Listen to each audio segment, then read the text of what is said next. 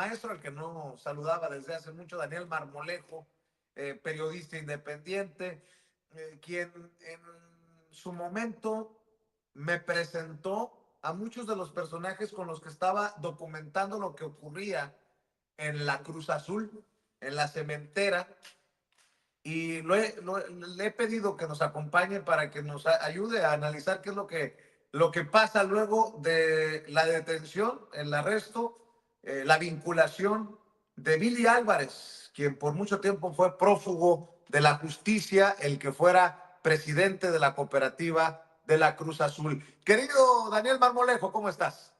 Querido Vicente, qué gusto verte nuevamente, saludarte a ti y a la extraordinaria audiencia de Sin Censura, que a lo largo de todos estos años de investigación y de presiones he tenido que ausentarme y extrañar, pero muy feliz de estar contigo en un avance concluyente de cara hacia la última etapa de algo que se pudo haber evitado si las autoridades hubiesen capturado a Billy Álvarez, de manera prácticamente inmediata, a partir de las denuncias que se hicieron, de las investigaciones que pudo recabar la UIF y también de las solicitudes de aprehensión en el año 2020 por parte de la Fiscalía General de la República.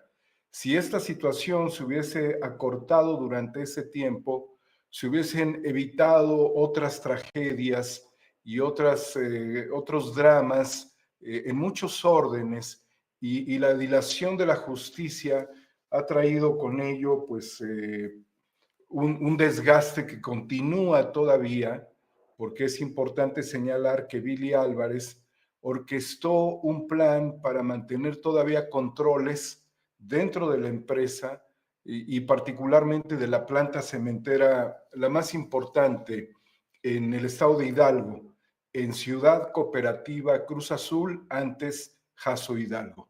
Hasta el día de hoy se mantiene esa planta secuestrada por un grupo afín a Billy Álvarez que tienen órdenes de aprehensión. Y aquí también cabe la pena destacar que durante el sexenio pasado, el gobierno anterior en el estado de Hidalgo, había decenas de carpetas de investigación contra Billy Álvarez que desaparecieron de los archivos y que se concluyó en aproximadamente 4 o 5 carpetas, de acuerdo con el ex titular, pues no procurador, porque fue encargado de despacho el doctor Santiago Nieto, quien había impulsado las investigaciones desde la UIF y había entregado todo esto a la sociedad cooperativa como resultado, el congelamiento de cuentas. Tú abriste los espacios, Vicente, en un momento muy crítico para personas que no tenían voz. Abriste la oportunidad de que se expusieran, y no solamente a los socios que estaban reclamando la recuperación de su empresa, sino también abriste los micrófonos al vocero de Billy Álvarez, quien engañosamente ocupó el espacio para dar una versión irreal. Y bueno, siempre estuviste también con esta apertura al conocimiento de un fenómeno súper complejo que derivó en un maxi proceso judicial, hasta hace muy pocos días, la captura de Billy Álvarez. Había información sobre diferentes casas de seguridad donde él se encontraba.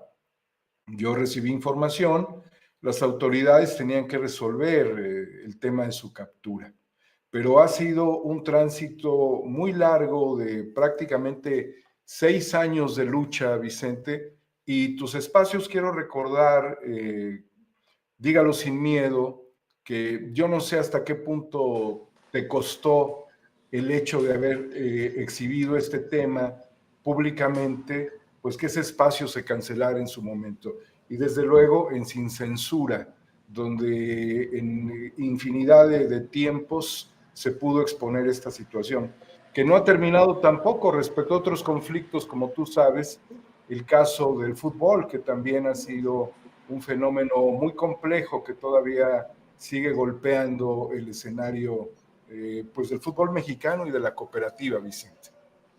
Sí, Daniel, gracias por tus generosas palabras, gracias por recordarnos aquel espacio, ¿no? De éntrale sin miedo en la octava y que ahí en el Zócalo hacíamos pues lo que hemos podido hacer para darle voz a los que no han tenido voz y bueno, en este sentido pues hay que estar pendientes de lo que ocurra con un poder judicial podrido.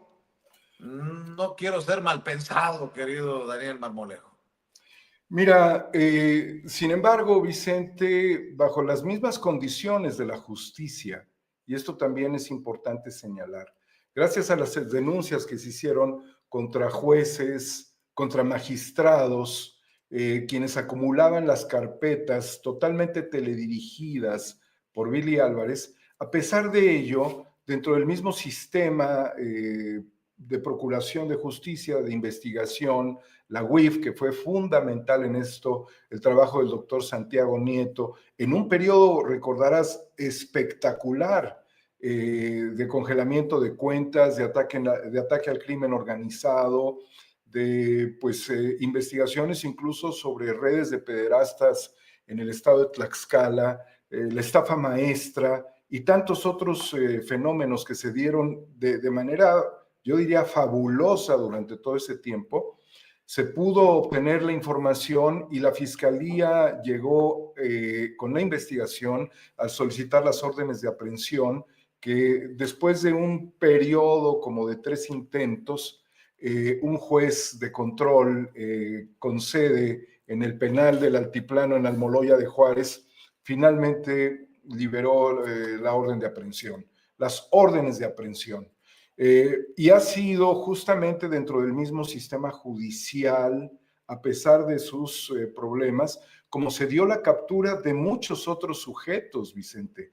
De la red de Billy Álvarez hay muchas personas involucradas tanto en las estafas durante el tiempo de él como director general de la cooperativa y presidente del equipo de fútbol, pero era director general de la cooperativa y posteriormente pues a quienes siguieron violentando el Estado de Derecho y fueron aprehendidos también. Es una cantidad muy importante de personas vinculadas a Billy Álvarez quienes se encuentran en prisión actualmente.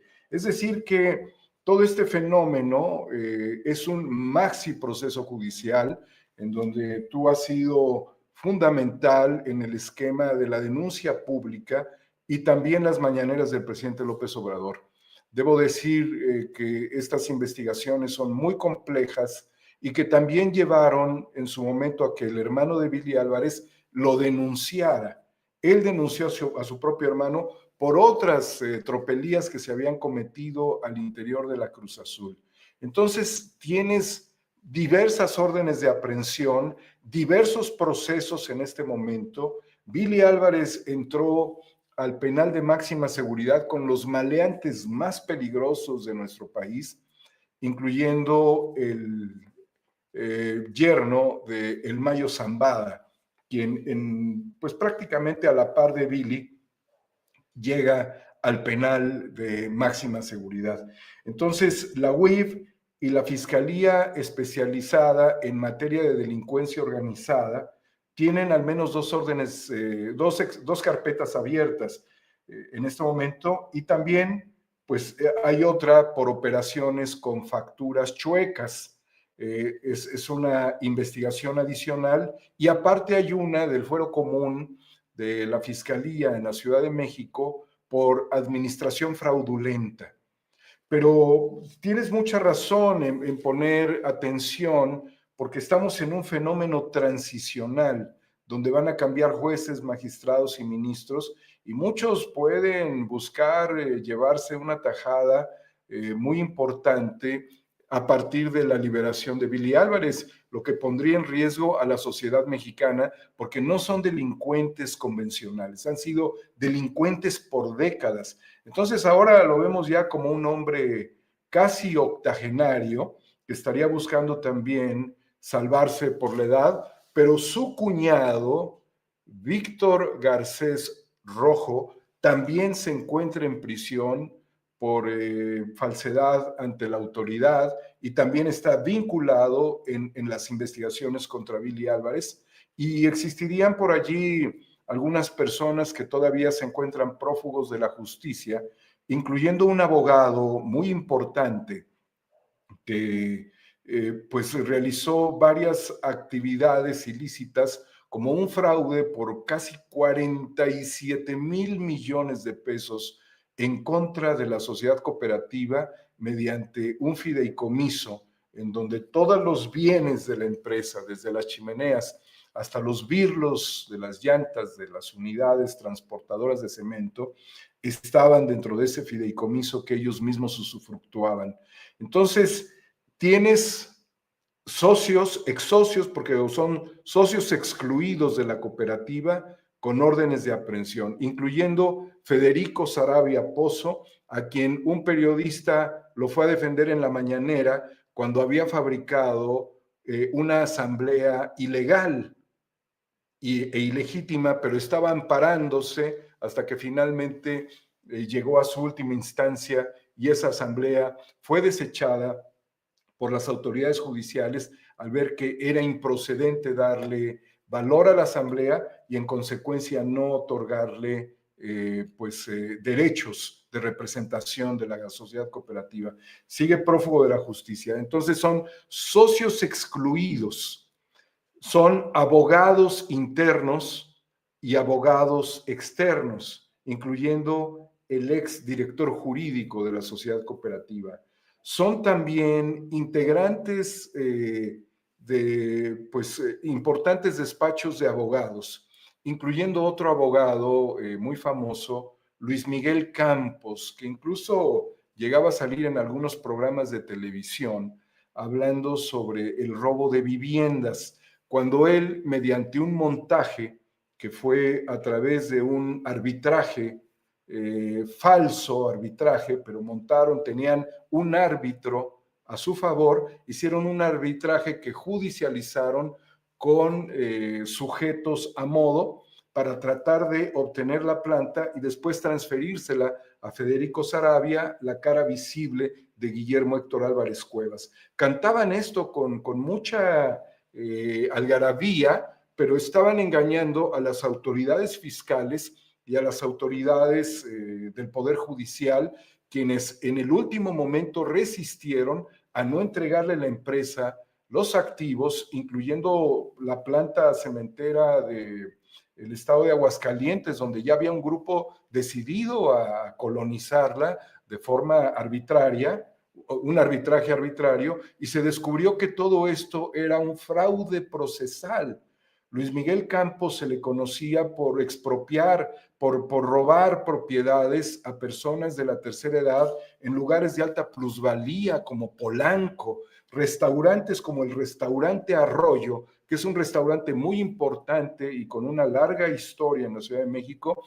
También fue un litigio que él llevó. Entonces muchas personas salieron a reclamar a este abogado todas las tropelías que había perpetrado para despojarlo de sus bienes. Pues con la cooperativa no pudo, el Poder Judicial se detuvo, las autoridades del sistema de administración tributaria tuvieron dudas y algún juez en la Ciudad de México, pues sin comprender realmente el fenómeno, le estaba dando el banderazo a este fraude procesal. Todo eso se dio también. Entonces ahí se vincularon despachos de abogados posterior, mucho más adelante de las órdenes de aprehensión contra Billy. O sea, se han mantenido en el intento. Y no olvidemos también, Vicente, el drama de la ejecución de varias personas, que al menos serían 8 personas ejecutadas en la planta cementera en Tula, Hidalgo, que estaba produciendo cemento huachicoleado, usando la marca ilegalmente, utilizando a una red de distribuidores y haciendo una operación contable muy independiente a la sociedad cooperativa, lo que demostró que también ahí hubo una administración fraudulenta dentro del esquema del secuestro de la planta de una cantidad muy grande de dinero. Entonces tenías guachicoleros, o socios excluidos guachicoleando, abogados desarrollando un esquema arbitral para ocupar la empresa, ejecuciones y además acciones ilegales que debieron ser castigadas inmediatamente, como fue la alteración de las escenas del crimen, porque estas personas las movieron ya como cadáveres y las arrastraron hacia otro lugar. Finalmente, dentro de esa misma situación, hay una investigación que debería estar abierta por haber calcinado quizás a 2 personas en los hornos crematorios, lo que significa una desaparición, un homicidio de estas personas y la desaparición de sus cuerpos en hornos crematorios. Todo esto se pudo haber evitado junto con lo que nosotros en su momento señalamos muy claramente, Vicente, cuando fue el atentado contra la vida de Oliverio Guerrero Trujillo que le causó la muerte. Y posteriormente la ejecución de otro socio cooperativista en Lagunas, Oaxaca, Conrado Ortiz Mendoza. Entonces, date cuenta, Vicente, que no son personajes, no son delincuentes simplemente de cuello blanco, son asesinos, son criminales, son gente dedicada al despojo y además de perpetrar todas estas cosas, han vivido amenazando la vida de quienes hemos investigado a profundidad. Pues Daniel Marmolejo, qué bueno que regresas a estas cámaras, a estos micrófonos de Sin Censura. Ya teníamos rato que no nos saludábamos y bueno, pues avanza y ya te estaremos molestando para seguir hablando de este tema y de otros, si así lo consideras prudente. Tú sabes que hemos sido muy respetuosos también de tu situación. Cada quien maneja sus cosas de diferente manera. Y bueno, tú también has sido muy respetuoso, muy solidario de nuestra situación desde que empezaron a llegar las amenazas de muerte desde hace ya muchos años. Daniel, ¿con qué te despides? Y obviamente que eso vaya seguido de tus redes sociales, de tus espacios, Daniel. Gracias, me despido, Vicente, con el tema migratorio, porque creo que es fundamental. Está la presidencia de Xiomara Castro, la presidencia tempore de la CELAC, quien además ella es presidenta de Honduras, un país que sufrió un golpe de Estado justamente contra su esposo, a quien yo conocí. Está el tema de Petro, que es un tema muy importante, y creo que es necesario armonizar y conjuntar las voces de todos los países en este momento que estarían en la CELAC. Supongo yo que tanto El Salvador como probablemente Ecuador, Perú, y quizás, me atrevo, no lo sé, me parece obvio, Argentina, no estarían estableciendo ese mismo eje crítico contra la tecnocracia, perdón, es el tecnofascismo de Trump, aliado de las grandes corporaciones tecnológicas, aeroespaciales, de inteligencia artificial, de redes sociales, que son las que acumulan más poder y más PIB que muchos de los países del mundo. La acción de Gustavo Petro fue una acción valiente, se tuvieron que reacomodar las cosas porque también aplica la diplomacia. Yo no creo que sea una cuestión indigna la acción de Petro de criticar y de tratar de imponer, pero son posiciones asimétricas.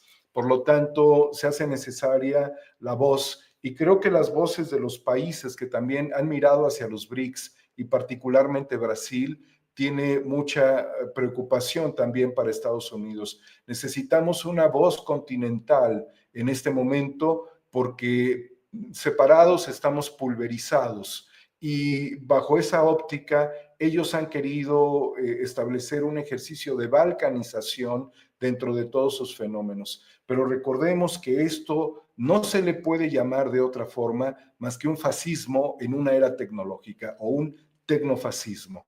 Pueden ustedes investigar lo que esto significa, pero la manera en la que podamos establecer un solo eje de resistencia, de lucha, sobre todo en materia de derechos humanos, es fundamental en este momento. Ojalá y esa reunión se pueda consolidar rápidamente, una reunión emergente de CELAC, y que los países latinoamericanos y las islas caribeñas puedan emitir un solo comunicado y una sola respuesta, primero para defender los derechos humanos de los migrantes. Por lo demás, Vicente, estamos en una posición asimétrica. Así es, querido Daniel. Tus redes sociales para cerrar, Daniel Marmolejo. 4A República en YouTube, Vicente y Homo Ex Novo, que quizás la tendremos que cancelar en algún momento porque no podemos estar vinculados con el saludo fascista, el saludo nazi de Elon Musk. Muchísimas gracias, querido Vicente. Gracias, Daniel. Hasta donde te encuentres. Un gran abrazo a todos. Hasta Daniel pronto. Marmolejo, periodista, productor, director, hablando con nosotros sin censura.